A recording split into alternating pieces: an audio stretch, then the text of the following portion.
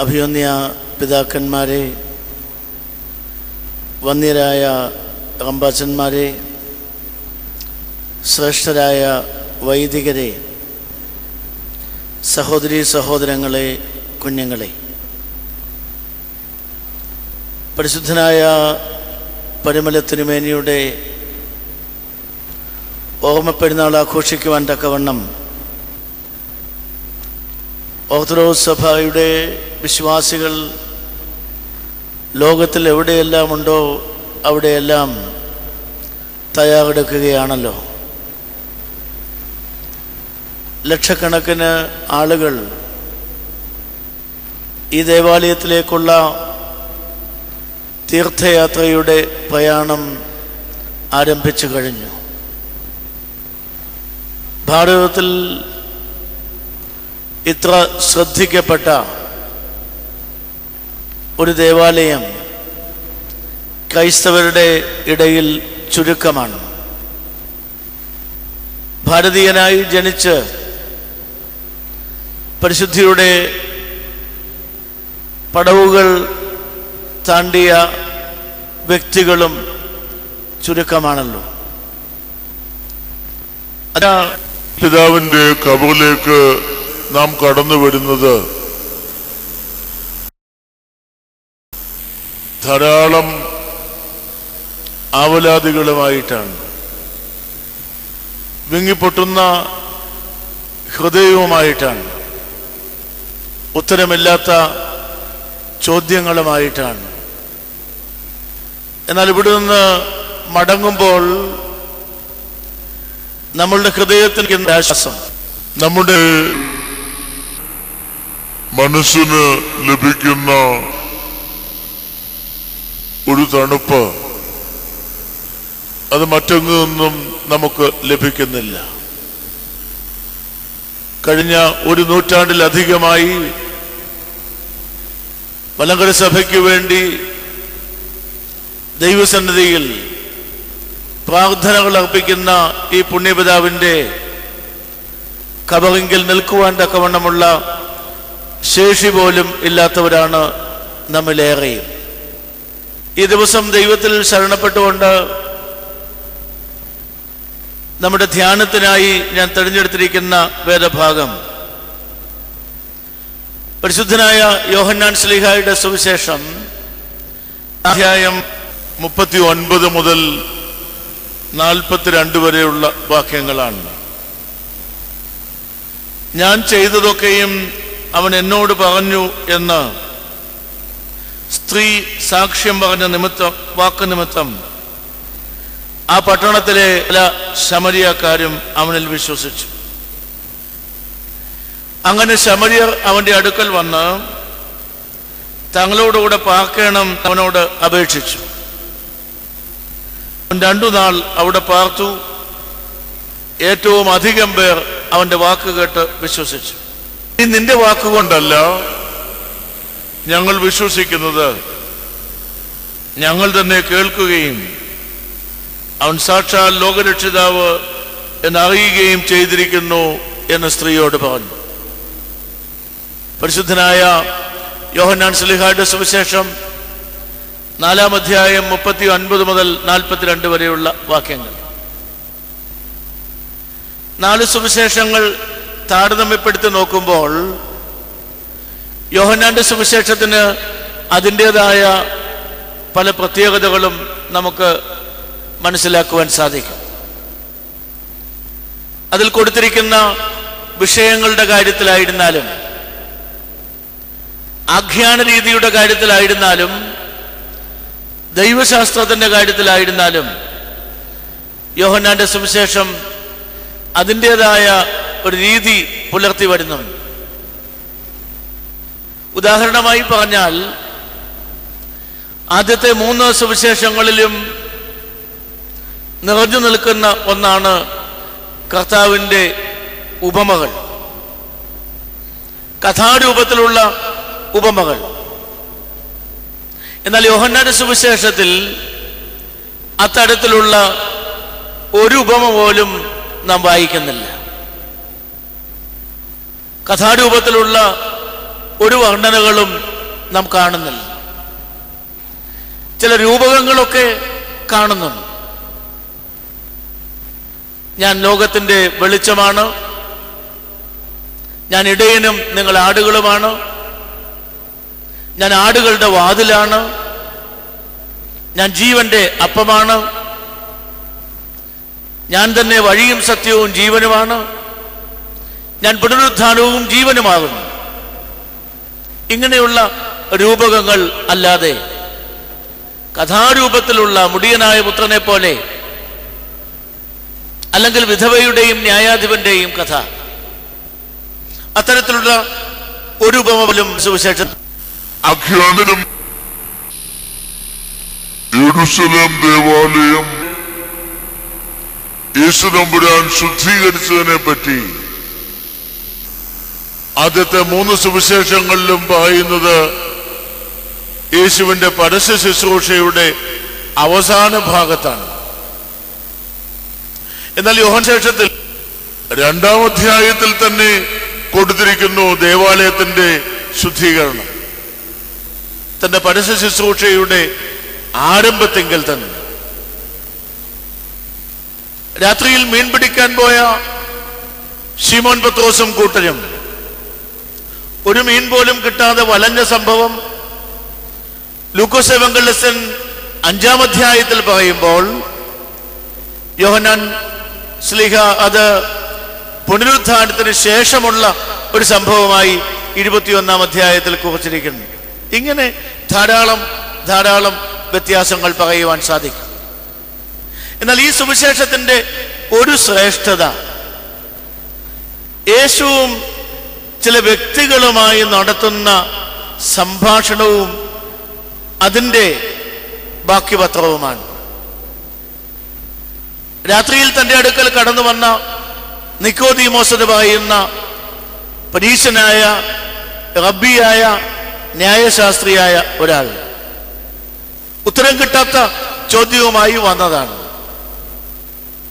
ഇവിടെ ഇതാ ശമരിയക്കാരത്തിയായ ഒരു സ്ത്രീയാണ് വന്നിരിക്കുന്നത്. വാസ്തവത്തിൽ അവൾ ഇങ്ങോട്ട് വന്നതല്ല, യേശു അങ്ങോട്ട് ചെന്നതാണ്. ഈ സംഭാഷണമാണ് 4-ാം അധ്യായത്തിൽ മുഴുവൻ കുറിച്ചു വച്ചിരിക്കുന്നത്. അതിൻ്റെ ഏതാണ്ട് അവസാന ഭാഗത്തെ വാക്യങ്ങളാണ് ഞാനിവിടെ വായിച്ചു കേൾപ്പിച്ചത്. ശമരിയക്കാരത്തിയായ സ്ത്രീ, വളരെ ശ്രദ്ധയോടെ നാം വായിക്കേണ്ട ഒരു വേദഭാഗമാണ് അവളുടെ യേശുവുമായുള്ള സംസർഗം എന്ന് പറയുന്നത്. അവൾ യേശുവിന്റെ അടുക്കൽ കടന്നു വരുവാൻ തക്കവണ്ണം തയ്യാറാകാതിരുന്ന നിമിഷങ്ങളുണ്ട്. യേശുവുമായി തർക്കിക്കുന്ന നിമിഷങ്ങളുണ്ട്. അവസാനം തന്നെ മശിഹയായി സ്വീകരിച്ച നിമിഷവുമുണ്ട്. എന്തുകൊണ്ടാണ് ഈ ശമരിയക്കാരത്തി യേശുവിന്റെ അടുക്കൽ വരുവാൻ തയ്യാറാകാതിരുന്നത് എന്നുള്ളതാണ് ആദ്യത്തെ ചോദ്യം. 3 തരത്തിലുള്ള തടസ്സങ്ങളാണ് അവൾക്കുണ്ടായിരുന്നത്. ഒന്നാമത്തേത് തികച്ചും സാമൂഹികമായ ഒരു തടസ്സമായിരുന്നു. അവൾ ഒരു ശമരിയക്കാരത്തിയും യേശു ഒരു യഹൂദനും. എന്തായിരുന്നു ഈ 2 സമൂഹങ്ങൾ തമ്മിലുള്ള അന്തരം എന്നുള്ളത് ശ്രദ്ധയോടെ നാം പഠിക്കേണ്ട ഒരു വിഷയമാണ്. ആരാണ് ശമരിയക്കാർ എന്നുള്ളത് തിരുവചനത്തിന്റെ വിവിധ ഭാഗങ്ങൾ വായിക്കുമ്പോൾ നമുക്ക് മനസ്സിലാകും. ഇസ്രായേലിന്റെ ചരിത്രമൊന്ന് ആലോചിച്ചാൽ മനസ്സിലാകും. ദാവീദിന്റെ കാലത്ത് ഇസ്രായേൽ വളരെ ഐശ്വര്യ സമൃദ്ധിയിലായിരുന്നു. ലോകത്തിന്റെ മുഴുവൻ ശ്രദ്ധാകേന്ദ്രമായിരുന്നു. എന്ന് പറയുന്നത് പോലെ അന്ന് ലോകത്തിലുള്ള ആളുകളൊക്കെ ശ്രദ്ധയോടെ നോക്കുന്നത് യെരൂശലേമിൽ എന്തു നടക്കുന്നു എന്നാണ്. യഹൂദന്മാരുടെ രാജാവ് എന്തു പറയുന്നു? അയൽ രാജ്യങ്ങളിൽ പ്രശ്നങ്ങൾ ഉണ്ടാവുമ്പോൾ, യുദ്ധങ്ങൾ ആരംഭിക്കുമ്പോൾ, സന്ധി സംഭാഷണങ്ങൾ നടക്കുമ്പോൾ, ശലോമോൻ രാജാവിന്റെ കാലം വന്നപ്പോ അദ്ദേഹത്തിന്റെ പാണ്ഡിത്യം കൂടി ആയപ്പോൾ സംഗതികൾ കുറച്ചുകൂടെ മനോഹരമായി. യെരൂശലേം നഗരം, യെരൂശലേം ദേവാലയം, വിജ്ഞാനിയായ രാജാവ്. ശലോമോന്റെ പുത്രൻ രഹബയാം അപ്പൻ ജ്ഞാനിയായിരുന്നെങ്കിലും ഒരു വിഡ്ഢിയായ രാജാവായിരുന്നു. രഹബയാം അഹങ്കാരിയായിരുന്നു. അദ്ദേഹത്തിന്റെ ഭരണം അങ്ങോട്ട് മുൻപോട്ട് പോയപ്പോൾ ആളുകൾ വന്ന് പറഞ്ഞു, ഇങ്ങനെ പോയാൽ കുഴപ്പമാണ്, എന്തെങ്കിലും ചെയ്തേ പറ്റൂ. രാജ്യത്ത് അസമാധാനമായി. യെരോബയാം എന്ന് പറയുന്ന ഒരു ട്രേഡ് യൂണിയൻ ലീഡറിന്റെ നേതൃത്വത്തിൽ ഒരു സിവിൽ വാർ ആരംഭിക്കാൻ സാധ്യതയാണ്. അപ്പൊ ഒരു വശത്ത് രഹബയാം എന്ന് പറയുന്ന രാജാവ്, മറുവശത്ത് യെരോബയാം എന്ന് പറയുന്ന രാഷ്ട്രീയ നേതാവ്. രഹബയാം ആ നാട്ടിലെ വൃദ്ധന്മാരെ വിളിച്ചു കൂട്ടി. ഞാൻ എന്ത് ചെയ്യണം? അവര് പറഞ്ഞു, നീ ബുദ്ധിയോടെ പ്രവർത്തിക്കണം, ഈ അനീതിയും അധർമ്മവും ഒക്കെ കുറയ്ക്കണം. രഹബയാമിന് ആ ഉപദേശം ഇഷ്ടപ്പെട്ടില്ല. യുവാക്കന്മാരെ വിളിച്ചു കൂട്ടി. അവരോട് ചോദിച്ചു, ഞാൻ എന്ത് ചെയ്യണം? അവര് പറഞ്ഞു, അല്പം പോലും മാറ്റം വരുത്തണ്ട, അല്പം കൂടെ കഠിനമായി നിയമങ്ങൾ ആളുകളുടെ ഇടയിൽ അടിച്ചേൽപ്പിക്കണം. ഈ ചെറുപ്പക്കാരുടെ ഉപദേശം കേട്ട് മനസ്സിളകി രഹബയാം മുൻപോട്ട് വന്നിട്ട് പറയുന്നു, എന്റെ അണിവരൽ എന്റെ അപ്പന്റെ അരയേക്കാൾ വലുതാണ്. ഞാൻ എൻ്റെ അപ്പനേക്കാൾ 10,000 മടങ്ങ് ശ്രേഷ്ഠനാണ് എന്ന് അവകാശപ്പെടുകയായിരുന്നു. നിർഭാഗ്യവശാൽ രാജ്യം ഛിന്ന ഭിന്നമായി. രഹബയാമിന്റെ കൂടെ 2 ഗോത്രങ്ങൾ മാത്രമേ നിന്നുള്ളൂ, ബെന്യാമീനും യഹൂദായും. ബാക്കി 10 ഗോത്രങ്ങളും യെരോബയാമിന്റെ കൂടെ നിന്നു. രാജ്യം 2ആയി. അയൽവക്കത്തുള്ള സാമ്രാജ്യങ്ങൾ ഇത് കണ്ട് ചിരിക്കുകയായിരുന്നു. അന്നത്തെ വലിയൊരു സാമ്രാജ്യമാണ് അസീറിയ. നിനുവ പട്ടണം, യോന പോയി പ്രസംഗിച്ച നിനുവ തലസ്ഥാനമായിട്ടുള്ള അസീറിയ സാമ്രാജ്യം. അവര് വന്ന് ഈ 10 ഗോത്രങ്ങൾ ചേർന്ന വടക്കൻ സാമ്രാജ്യം കീഴ്പ്പെടുത്തി. അവിടെയുള്ള ആളുകളെ നിനുവയിലേക്ക് നാടുകടത്തി. നിനുവയിൽ നിന്ന് ധാരാളം ഉദ്യോഗസ്ഥന്മാർ ഇസ്രായേലിലേക്ക് വന്നു. കുറച്ചു കഴിയുമ്പോൾ ഈ ഒരു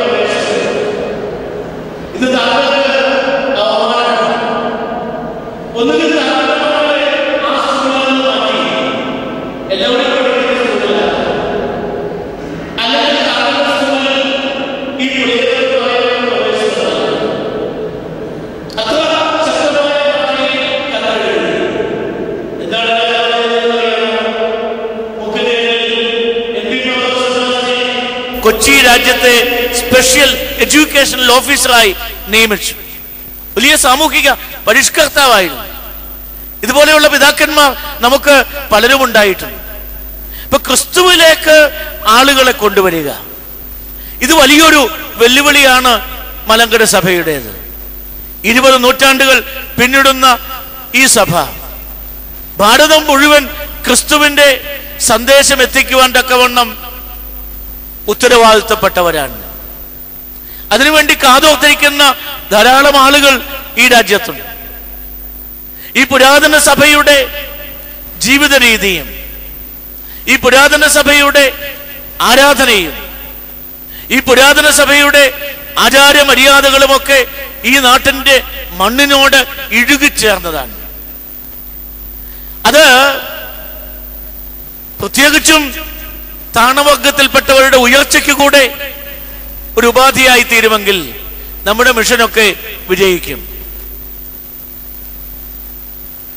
സുവിശേഷ പ്രവർത്തനം എന്ന് പറയുമ്പോൾ ഇപ്പോ ഭൂരിപക്ഷം ആളുകളും ചാരിറ്റി എന്ന് മാത്രമാണ് അർത്ഥമാക്കുന്നത്.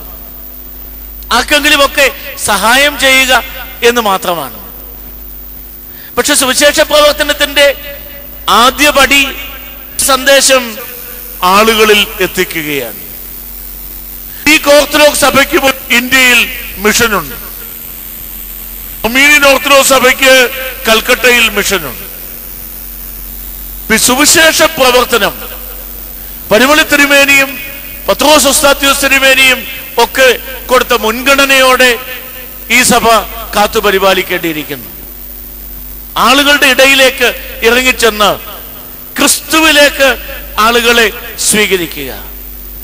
ശമരിയക്കാരത്തിയെ യേശുവുമായി അകറ്റിയ രണ്ടാമത്തെ കാരണം അവളുടെ കുടുംബജീവിതത്തിലെ അച്ചടക്കമില്ലായ്മയാണ്.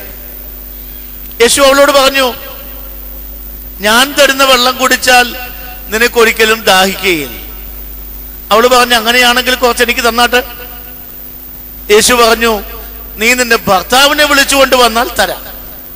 അവള് പറയുന്നു, എനിക്ക് ഭർത്താവില്ല. യേശു പറയുന്നു, നീ പറഞ്ഞത് ശരിയാണ്. 5 ഭർത്താക്കന്മാർ നിനക്കുണ്ടായിരുന്നു, ഇപ്പോഴുള്ളവനോ നിന്റെ ഭർത്താവല്ല. കേൾക്കുമ്പോൾ ഇവളൊരു അഭിസാരികയാണ് എന്നുള്ള ചിന്തയാണ് പെട്ടെന്ന് നമ്മുടെ മനസ്സിൽ വരുന്നത്. പക്ഷെ അത് മാത്രമാണോ സാധ്യത? വേദപുസ്തക വ്യാഖ്യാനത്തിൽ പുതിയ പുതിയ നവീന രീതികൾ ആവിഷ്കരിക്കപ്പെടുന്നു. അതിലൊരു രീതിയാണ് ഗ്രന്ഥങ്ങൾ എഴുതിയ ആൾ ഉദ്ദേശിച്ച രീതിയിൽ അതിനെ വായിച്ച് മനസ്സിലാക്കുക എന്നുള്ളത്. എന്നാൽ ആധുനികമായി മറ്റൊരു രീതിയുണ്ട്, റീഡർ റെസ്പോൺസ് മെത്തേഡ് എന്ന് പറയും. വായനക്കാരന്റെ പശ്ചാത്തലത്തിൽ നിന്നുകൊണ്ട് തിരുവചനത്തെ വ്യാഖ്യാനിക്കുക. ഉദാഹരണമായി ഈ വേദഭാഗം തന്നെ ഇന്നത്തെ ഇന്ത്യയുടെ പശ്ചാത്തലത്തിൽ നിന്നുകൊണ്ട് വായിച്ചാൽ നമുക്ക് മറ്റൊരു രീതിയിൽ ഇതിനെ വ്യാഖ്യാനിക്കാൻ പറ്റും. 5 ഭർത്താക്കന്മാർ നിനക്കുണ്ടായിരുന്നു, ഇപ്പോഴുള്ളവനോ നിന്റെ ഭർത്താവല്ല എന്ന് പറയുമ്പോൾ പുരുഷന്മാരാൽ പീഡിപ്പിക്കപ്പെട്ട ഒരു സ്ത്രീയാണ് ഇവൾ എന്ന് ചിന്തിക്കുന്നതിൽ തെറ്റില്ല. പീഡനം ഭാരതത്തിന്റെ വലിയ വിഷയമായി മാറിയിരിക്കുകയാണ്. വാസ്തവത്തിൽ പീഡനത്തിന് ഒരു ആത്മീയ അർത്ഥമാണ് ഉണ്ടായിരുന്നത്. പീഡാനുഭവം എന്ന് പറയുന്നത് പരിശുദ്ധമായ ഒരു വാക്കാണ് നാം കരുതി വെച്ചിരുന്നത്. ഇന്ന് പീഡനം എന്ന് പറഞ്ഞാൽ അർത്ഥം മാറിപ്പോയിരിക്കുന്നു. സ്ത്രീകളോടുള്ള അവഗണന, അതിൽ നിന്ന് ഉരുത്തിരിഞ്ഞു വരുന്ന ആക്രമണ താല്പര്യം, പ്രത്യേകിച്ചും നമ്മുടെ നഗരങ്ങളിൽ സ്ത്രീകളോട് കാണിക്കുന്ന ക്രൂരതകൾ. 5 ഭർത്താക്കന്മാർ ഉണ്ടായിരുന്നു, 6ാമത് ഒരാൾ കൂടെ താമസിക്കുന്നു, പക്ഷെ ഭർത്താവല്ല. പീഡിപ്പിക്കപ്പെട്ട ഒരു സ്ത്രീയാണോ യേശുവിന്റെ അടുക്കൽ നിൽക്കുന്നത് എന്ന് ചിന്തിക്കുന്നതിൽ തെറ്റില്ല എന്നാണ് എനിക്ക് തോന്നുന്നത്. എന്തായിരുന്നാലും ആത്മീയ ജീവിതത്തിൽ ഈ കുടുംബ ജീവിതത്തിന് ഒരു പ്രസക്തിയുണ്ട്, ഭാര്യാഭർത്തൃ ബന്ധത്തിന് ഒരു പ്രസക്തിയുണ്ട്, മാതാപിതാക്കളും കുഞ്ഞുങ്ങളും തമ്മിലുള്ള ബന്ധത്തില് അച്ചടക്കത്തിന് ഒരു പ്രസക്തിയുണ്ട്, വാർദ്ധക്യത്തിലുള്ളവരും യുവതലമുറയും തമ്മിലുള്ള ബന്ധത്തിന് ഒരു പ്രസക്തിയുണ്ട്. ചില ആളുകൾ വ്യക്തികളായി ആത്മീയത കാത്തുപരിപാലിക്കാൻ ശ്രമിക്കാറുണ്ട്. അവർ വളരെ ഭക്തരാണ്, പക്ഷെ ഭർത്താവ് മുഴുക്കുടിയനാണ്. ഭർത്താവ് വലിയ ഭക്തനാണ്, ഭാര്യ പള്ളിയിൽ കയറുന്നില്ല. മാതാപിതാക്കൾ സൺഡേ സ്കൂൾ അധ്യാപകരാണ്, കുഞ്ഞുങ്ങൾ പള്ളിയിൽ വരാറില്ല. ഇത് വളരെ തെറ്റായ ഒരു പ്രവണതയാണ്. പരസ്പരം ഒരു ബന്ധം, ആത്മീയ ബന്ധം കുടുംബജീവിതത്തിൽ നിന്ന് പ്രതീക്ഷിക്കുന്നുണ്ട്. സ്ത്രീ പുരുഷ ബന്ധം, മാതാപിതാക്കളും കുഞ്ഞുങ്ങളും തമ്മിലുള്ള ബന്ധം, ഇതിലൊക്കെ ഒരു ആത്മീയത പുലർത്തേണ്ടിയിരിക്കുന്നു. കൊലോസ്യ ലേഖനത്തില് പൗലോസ് അപ്പോസ്തലൻ പറയുന്നത് പരസ്പരം സങ്കീർത്തനങ്ങളാലും സ്തോത്രങ്ങളാലും നിങ്ങൾ പരസ്പരം പ്രബോധിപ്പിപ്പീൻ എന്നാണ്. പ്രാർത്ഥനയ്ക്ക് അവസരമുണ്ടാകുവാൻ ഒരവസരത്തേക്കല്ലാതെ മാറിയിരിക്കരുത് എന്നും പറയുന്നു. അപ്പൊ ഈ ഒരു ആത്മീയത നമ്മുടെ കുടുംബങ്ങളിൽ ഉണ്ടോ എന്ന് നാം നമ്മോട് തന്നെ ചോദിക്കണം. മാതാപിതാക്കളോട് കുഞ്ഞുങ്ങളുടെ മനോഭാവം എന്തായിരിക്കുന്നു? കുറെ കാലം മുമ്പ് ഞാൻ വായിച്ച ഒരു കൊച്ചു കവിതയുണ്ട്. നമ്മുടെ അടൂർ ഭദ്രാസനത്തിൽപ്പെട്ട ഒരു 8ാം ക്ലാസ് വിദ്യാർത്ഥിനി എഴുതിയ ഒരു ഇംഗ്ലീഷ് കവിതയാണ്. മാതാപിതാക്കളെ പറ്റിയാണ് ഈ കവിതയിൽ എഴുതിയിരിക്കുന്നത്. അതിമനോഹരമായ ഒരു കവിതയായി എനിക്ക് തോന്നി. അവൾ പറയുന്നു, my parents are like candles for me, the life and the their health. എന്റെ മാതാപിതാക്കൾ മെഴുകുതിരികളെ പോലെയാണ്. അതിന്റെ നൂല് അവരുടെ ആയുസ്സും അതിന്റെ മെഴുക് അവരുടെ ആരോഗ്യവുമാണ്. They burned for me and they gave me the light to walk in the good way. അവർ എനിക്ക് വേണ്ടി എരിഞ്ഞു തീർന്നു. ഞാൻ നല്ല വഴിയിൽ നടക്കുവാൻ വേണ്ടി എനിക്ക് പ്രകാശം തരുവാൻ അവർ എരിഞ്ഞു തീരുകയാണ്. In my young age there was electricity, so I didn't see these 2 burning candles. എന്റെ ചെറുപ്പത്തിൽ ഇഷ്ടം പോലെ വിദ്യുത് ശക്തി ഉണ്ടായിരുന്നത് കൊണ്ട് ഈ മെഴുകുതിരികൾ കത്തി നിന്നത് എന്റെ ശ്രദ്ധയിൽ പെയില്ല. Suddenly there was power, there was full of darkness to me. പെട്ടെന്ന് എൻ്റെ ജീവിതത്തിൽ ഒരു പവർ കട്ട് ഉണ്ടായി. എൻ്റെ ജീവിതം മുഴുവൻ അന്ധകാരത്തിലായി. I saw a little light from the corner. I realized that it is my parents. അപ്പോൾ ഞാൻ നോക്കിയപ്പോ ഒരു മൂലയ്ക്ക് എൻ്റെ മാതാപിതാക്കളാകുന്ന മെഴുകുതിരികൾ എരിഞ്ഞുകൊണ്ടിരിക്കുകയാണ്.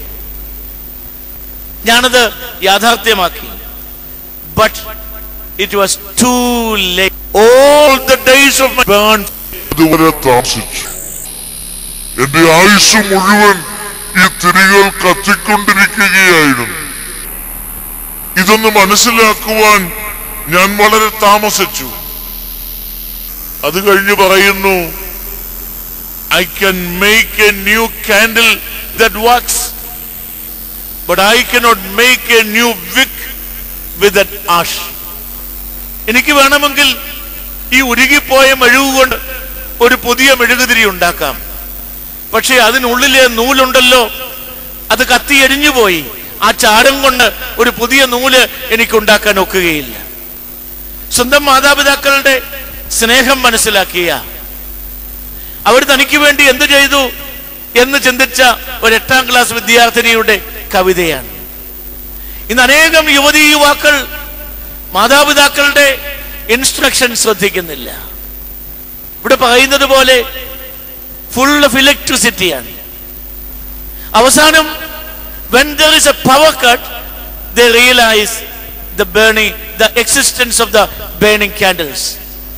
ഇത് മാതാപിതാക്കളും രക്ഷിതാക്കളുമായുള്ള ബന്ധത്തിൽ ഓർക്കേണ്ട സംഗതിയാണ്. കൊലോസ്യ ലേഖനത്തിൽ പൗലോസ് അപ്പോസ്തലൻ ഓർപ്പിക്കുന്നു, കുഞ്ഞുങ്ങളെ, നിങ്ങൾക്ക് നന്മയുണ്ടാകുവാനും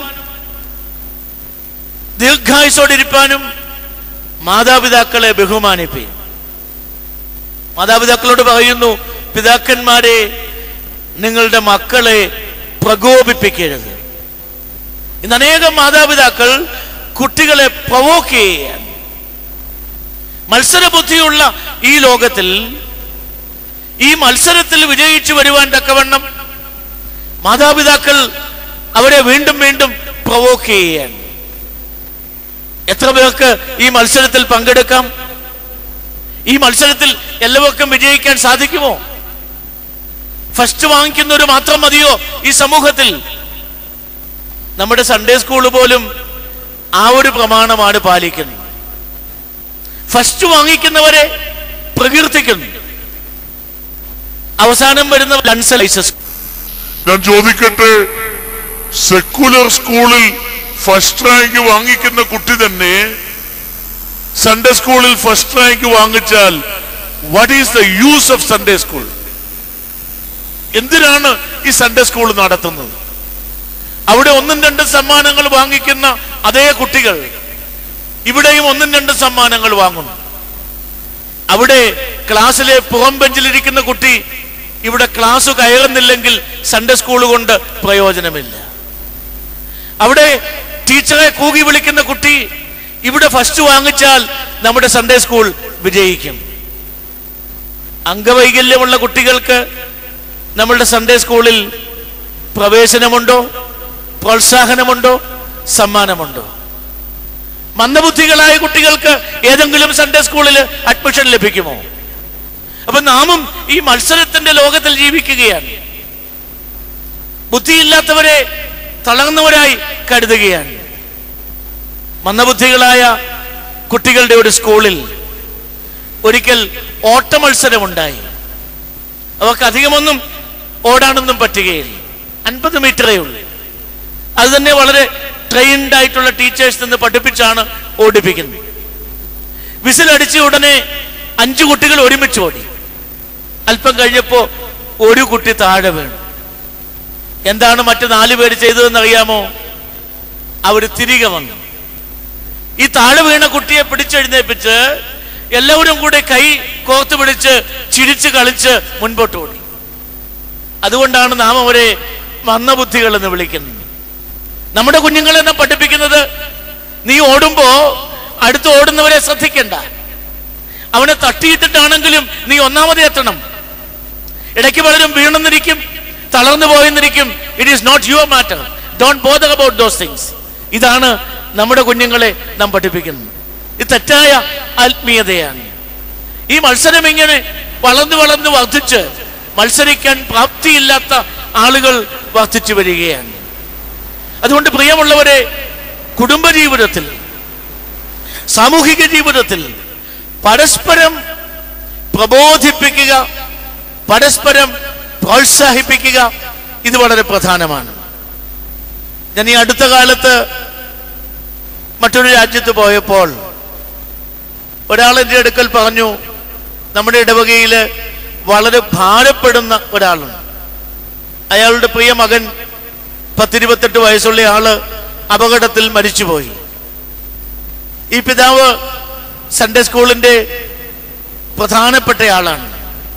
ആ കുടുംബം ആത്മീയ മാതൃകയിൽ ജീവിക്കുന്നവരാണ്. ഞാൻ അദ്ദേഹത്തെ വിളിച്ചു, അദ്ദേഹവുമായി ഒന്ന് സംസാരിക്കാം, അദ്ദേഹത്തെ വേണ്ടി വന്നാൽ ഒന്ന് ആശ്വസിപ്പിക്കാം എന്നൊക്കെ വിചാരിച്ചു. കാരണം മരണം നടന്നിട്ട് 1 മാസം ഏതാണ്ട് ആയിട്ടുണ്ടായിരുന്നു. ഞാൻ വിളിച്ചു. അദ്ദേഹം പറഞ്ഞു, നമുക്കൊരു റെസ്റ്റോറൻറ്റിൽ പോയിരുന്ന് സംസാരിക്കാം. അവിടെ വന്നപ്പോൾ അദ്ദേഹം ഒരു പുസ്തകവും പിടിച്ചുകൊണ്ടാണ് വന്നത്. റിക് വാറൻ എന്ന് പറയുന്ന ഒരു അമേരിക്കൻ എഴുതിയ why I am on this earth എന്ന് പറയുന്ന പുസ്തകം. ഈ പുസ്തകം 34 ദശലക്ഷം കോപ്പികൾ വിറ്റുതീർന്ന പുസ്തകമാണ്. 3.5 കോടി കോപ്പികൾ വിറ്റുതീർന്ന പുസ്തകമാണ്. ആ പുസ്തകം മുഴുവൻ അദ്ദേഹം അടയാളപ്പെടുത്തി വച്ചിരിക്കുകയാണ്. അദ്ദേഹം എന്നോട് പറയുന്നു, now I understand the meaning of my life. ഈ പുസ്തകത്തിൽ പറയുന്നത് ദൈവത്തിന്റെ ഉദ്ദേശത്തെ പറ്റിയാണ്. നമ്മുടെ കുട്ടികളോട് നമ്മൾ ചോദിക്കുന്നത് വാട്ട് ഈസ് യുവർ അംബിഷൻ എന്നാണ്. ഈ പുസ്തകത്തിൽ പറയുന്നത് you search for the ambition of God about you. ദൈവത്തിന് നിന്നെ പറ്റിയുള്ള അംബിഷൻ എന്താണ്? That is more important than your own personal ambition. ഈ മനുഷ്യൻ ആശ്വാസം നേടിയിരിക്കുകയാണ്. എന്നെ ഒത്തിരി കാര്യങ്ങൾ ഉപദേശിക്കുന്നുണ്ട്, അതൊന്നും ഞാൻ ഇവിടെ ആവർത്തിക്കുന്നില്ല. ഇപ്പൊ ചുരുക്കത്തിൽ മാതാപിതാക്കളും കുഞ്ഞുങ്ങളും ഭാര്യ ഭർത്താക്കന്മാരും ഒക്കെ പരസ്പരമുള്ള ചേർച്ച എന്ന് പറയുന്നത്, ഉത്തരവാദിത്ത നിർവഹണം എന്ന് പറയുന്നത് വളരെ പ്രധാനപ്പെട്ട ഒരു സംഗതിയാണ്. നിന്റെ സഹോദരൻ എവിടെ എന്ന് ചോദിക്കുമ്പോ ഞാൻ എൻ്റെ സഹോദരന്റെ കാവൽക്കാരനോ എന്നല്ല പറയേണ്ടത്. തീത്തോസിന്റെ ലേഖനത്തില് വാർദ്ധക്യത്തിലുള്ളവരും യൗവനക്കാരും തമ്മിൽ എങ്ങനെ ബന്ധപ്പെട്ടിരിക്കണം എന്ന് പറയുന്ന ഒരു ഭാഗമുണ്ട്, 2-ാം അധ്യായം.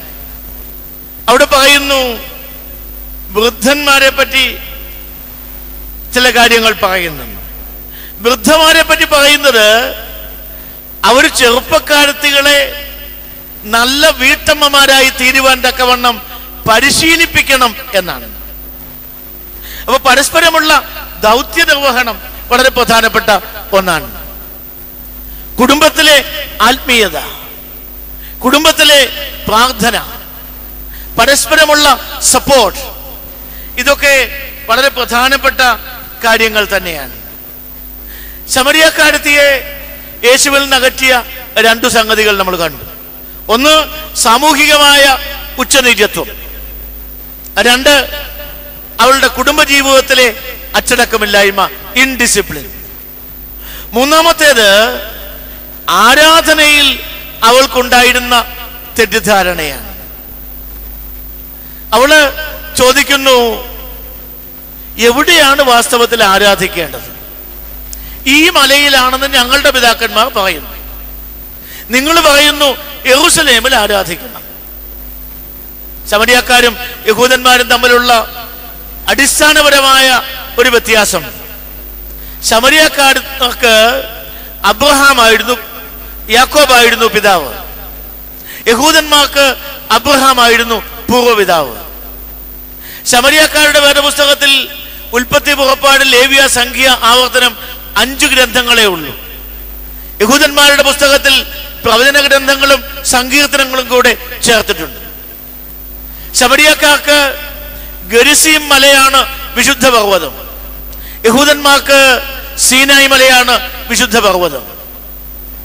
ശമരിയക്കാർക്ക് ശേഖേം വിശുദ്ധ പട്ടണമാണ്, ഇസ്രായേൽക്കാർക്ക് യെരൂശലേം വിശുദ്ധ പട്ടണമാണ്. ഇതൊക്കെ മനസ്സിൽ വെച്ചുകൊണ്ടാണ് ചോദിക്കുന്നത്, ഈ മലയിലാണോ ആ മലയിലാണോ ആരാധിക്കേണ്ടത്? അപ്പോൾ യേശു തമ്പുരാൻ പറയുന്നു, ദൈവത്തെ ആരാധിക്കേണ്ടത് ഈ മലയിലുമല്ല ആ മലയിലുമല്ല, സത്യത്തിലും ആത്മാവിലും ദൈവത്തെ ആരാധിക്കണം. സത്യനമസ്കാരികൾ സത്യത്തിലും ആത്മാവിലും ദൈവത്തെ ആരാധിക്കുന്നു. നാം ആരാധനയിൽ സംബന്ധിക്കുന്നു. ഇന്ന് അനേകം ആളുകൾ ഈ സഭയിൽപ്പെട്ട, ഈ പുരാതന സഭയിൽപ്പെട്ട ആളുകൾ ഈ ആരാധനയുടെ മഹത്വം അറിയാതെ മറ്റു പലയിടത്തേക്കും ചേക്കേറുകയാണ്. അവർക്ക് ഈ ആരാധനയുടെ മഹത്വം അറിഞ്ഞുകൂടാ. എന്തൊക്കെയാണ് ഈ പൗരസ്ത്യ ആരാധനയുടെ ശ്രേഷ്ഠതകൾ? കൂട്ടമായ ഒരു ആരാധനയാണ്, വ്യക്തികളുടെ രക്ഷയല്ല, സമൂഹത്തിന്റെ രക്ഷയ്ക്കാണ് പ്രാർത്ഥിക്കുന്നത്. ചില ആളുകൾ പറയും, നമ്മുടെ പ്രാർത്ഥന അങ്ങോട്ട് കൊള്ളുകയല്ല, കൊച്ചു കൊച്ചു കാര്യങ്ങളൊന്നും പറയുന്നില്ല, പരീക്ഷയിൽ ജയിക്കുന്ന കാര്യം പറയുന്നില്ല, മക്കളെ കെട്ടിക്കുന്ന കാര്യം പ്രാർത്ഥനയിലില്ല, അതുകൊണ്ട് നിങ്ങൾക്ക് പ്രാർത്ഥിക്കാൻ അറിഞ്ഞുകൂടാ. ഞാൻ അവരോട് പറയും, പണ്ട് അമേരിക്കയിൽ നിന്ന് ഒരാള് അവധിക്ക് വന്നു, 2 വലിയ പെട്ടിയുമായിട്ടാണ് വന്നത്, സമ്മാനങ്ങളുമായി വന്നത്, ബന്ധുക്കൾക്കെല്ലാം കൊടുത്തു. ഒരു സുഹൃത്തുണ്ടായിരുന്നു, അവനോട് പറഞ്ഞു നിനക്ക് ഇഷ്ടമുള്ളത് എടുക്കാം. അവനൊന്നും എടുത്തില്ല. അവന് ഷർട്ട് കൊടുത്തിട്ട് വേണ്ട, കൂളിംഗ് ഗ്ലാസ് കൊടുത്തിട്ട് വേണ്ട, കുറച്ച് പൈസ കൊടുത്തിട്ട് വേണ്ട, അവനൊന്നും വേണ്ട, ഐപാഡ് പോലും വേണ്ട. അവൻ ഉത്തമ സുഹൃത്തായി കൂടെ നിൽക്കുകയാണ്. അവധി കഴിഞ്ഞ് മടങ്ങിപ്പോകാൻ എയർപോർട്ടിൽ ചെന്നപ്പോൾ ഈ സുഹൃത്ത് കൂടെയുണ്ട്. അവൻ അതുവരെയും എല്ലാത്തിനും സഹായിച്ച ആളാണ്. അവനോട് യാത്ര ചോദിക്കുമ്പോൾ ചെവിയിൽ മന്ത്രിക്കുകയാണ്, നിനക്ക് ബുദ്ധിമുട്ടില്ലെങ്കിൽ ഒരു വിസ തരപ്പെടുത്തിയാൽ കൊള്ളാം. ഇതാണ് നമ്മുടെ പ്രാർത്ഥനയും മറ്റു ചില പ്രാർത്ഥനകളുമായുള്ള വ്യത്യാസം. നാം കൊച്ചു കൊച്ചു കാര്യങ്ങൾക്ക് വേണ്ടി അപേക്ഷിക്കുന്നില്ല. We are asking for a larger package. We are asking for a larger package. കർത്താവ് പറഞ്ഞല്ലോ, മുൻപേ അവന്റെ രാജ്യവും നീതിയും അന്വേഷിപ്പീൻ, അതോടുകൂടെ സകലതും നിങ്ങൾക്ക് കിട്ടും. ഇപ്പൊ നമ്മുടെ പ്രാർത്ഥന അതാണ്. മാനവജാതിക്ക് വേണ്ടി മുഴുവൻ ഈ ഒരു വിസ കിട്ടിക്കഴിഞ്ഞാൽ എവരിത്തിങ് എൽസ് ഇസ് ഗ്യാരണ്ടീഡ്. എന്താണ് ഈ visa?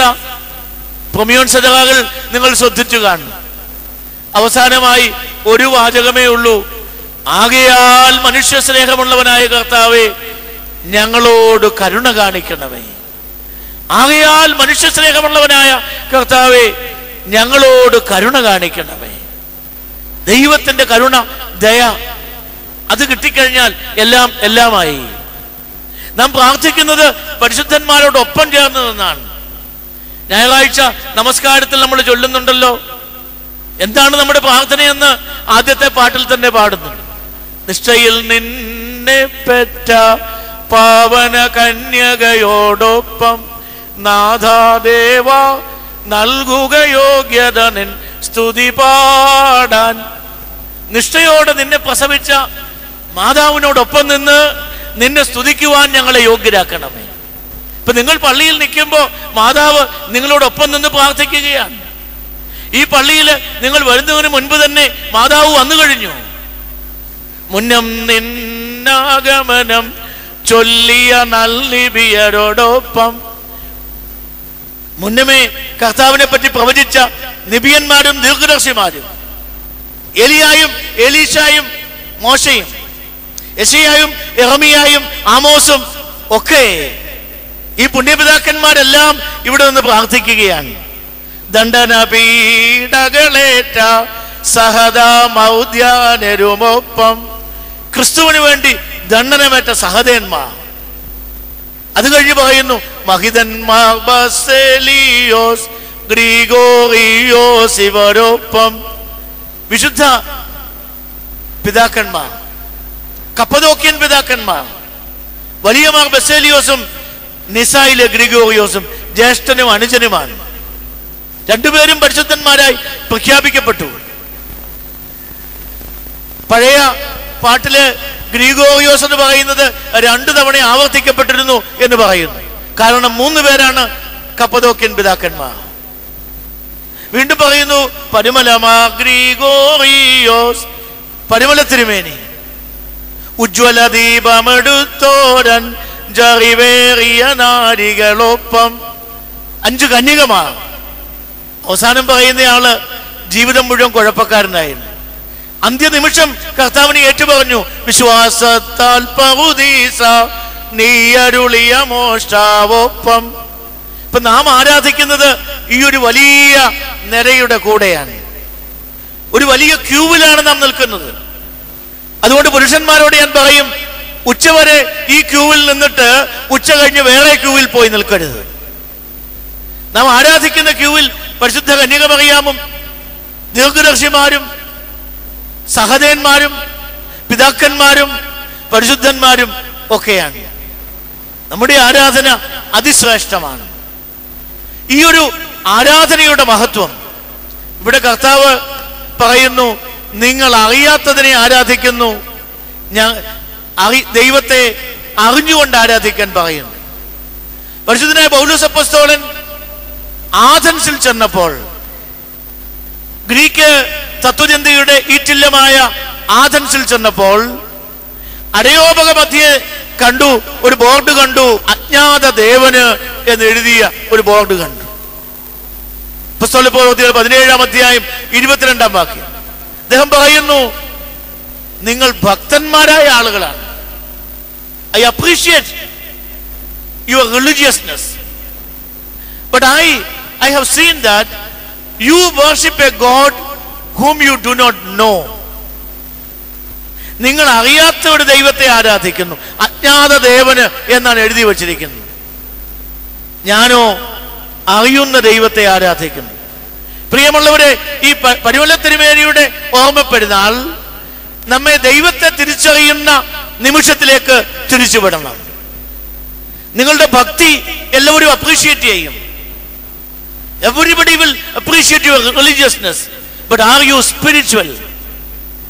Do you know the God with whom you are related? ആ ഒരു അറിവിലേക്ക് കടന്നു വരേണ്ടിയിരിക്കുന്നു. ഈ ശമരിയക്കാരത്തി ആ അറിവിലേക്ക് കടന്നു വന്ന ആളാണ്. അവളുടെ ഗ്രാമത്തിൽ പോയി എല്ലാവരെയും വിളിച്ചുകൊണ്ട് വന്നു. അവർ യേശുവിനെ കണ്ടു, യേശുവുമായി സംഭാഷിച്ചു. അവസാനം അവർ പറയുന്നു, ഇതുവരെ ഞങ്ങൾ വിശ്വസിച്ചത് നിന്റെ വാക്ക് കേട്ടാണ്, ഇനി ഞങ്ങൾ വിശ്വസിക്കുന്നത് യേശുവിനെ കണ്ടതുകൊണ്ടാണ്. ശമരിയക്കാരത്തിയെ പിൽക്കാലത്ത് വിശുദ്ധയായി പ്രഖ്യാപിച്ച ആളാണ്. ഫോർട്ടീന എന്ന് പറയുന്ന വിശുദ്ധ. ഫോർട്ടീന എന്ന് പറഞ്ഞാൽ പ്രകാശത്തിന്റെ പുത്രി എന്ന് വേണം നമുക്ക് അർത്ഥമാക്കാം. പ്രിയമുള്ളവരെ, ജീവിതത്തിൽ അച്ചടക്കമില്ലാതെ ജീവിച്ച, സാമൂഹികമായി ഉച്ചനീചത്വങ്ങളുടെ മധ്യേ അവഗണിക്കപ്പെട്ട ഒരു സമൂഹത്തിൽ പെട്ട ഒരു സ്ത്രീ വിശുദ്ധ പദവിയിലേക്ക് കടന്നു വരികയാണ്. പാപികളായ, ദോഷികളായ, തെറ്റുകൾ അധികവും ചെയ്യുന്ന നാം ഏവരും ഈ വിശുദ്ധന്റെ സാമീപ്യത്തിലേക്ക് കടന്നു വരുമ്പോൾ, ഈ വിശുദ്ധനോട് ഒപ്പം നിന്ന് പ്രാർത്ഥിക്കുമ്പോൾ നമ്മുടെ ജീവിതവും പ്രകാശപൂരിതമായി മാറട്ടെ. നമ്മുടെ മനസ്സിലെ അന്ധകാരം നീങ്ങിപ്പോകട്ടെ. നാം ദൈവത്തെ തിരിച്ചറിയുന്ന നിമിഷങ്ങളായി മാറട്ടെ. നമ്മുടെ ഉത്തരമില്ലാത്ത ചോദ്യങ്ങൾക്ക് ദൈവം ഉത്തരം നൽകട്ടെ. നമ്മുടെ ഏവരുടെയും പ്രാർത്ഥന ദൈവം തമ്പുരാൻ തന്റെ സ്വർഗീയമായ സിംഹാസനത്തിൽ ഇരുന്ന് സ്വീകരിക്കുമാറാകട്ടെ. Thank you very much.